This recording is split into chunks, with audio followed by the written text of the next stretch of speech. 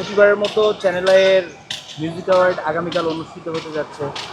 আপনার কোরিওগ্রাফিতে অনেক তারকাই নাচবেন, কারা থাকছেন, কী থাকছেন একটু যদি বলতেন। যেহেতু এটা গান রিলেটেড অনুষ্ঠান এবং চ্যানেল আই মিউজিক অ্যাওয়ার্ডের সাথে অনেক দিন যাবত আমি জড়িত, তো এবার অনেক অনেক চমক রয়েছে এবং সঙ্গীত শিল্পীদের সাথে ম্যাক্সিমাম পারফরমেন্স। তো তার মধ্যে রুনা লায়লা ম্যামের গানের সাথে সাবিনা ইয়াসমিন, কোনাল ইমরান, তারপরে একটি ফোক ম্যাশআপ আছে, একটি আধুনিক ম্যাশআপ আছে, রবীন্দ্র নজরুল আছে।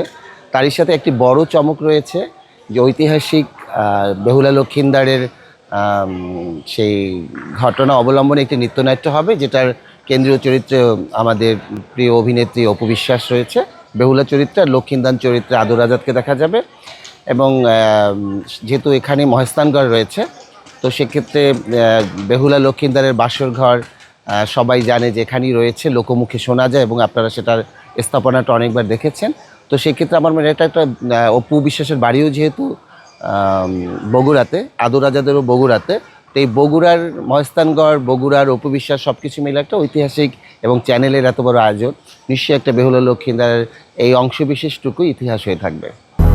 200-র বেশি সার্ভিস ও ফিচারে লেনদেনের সব বিকাশ অ্যাপে সম্ভব।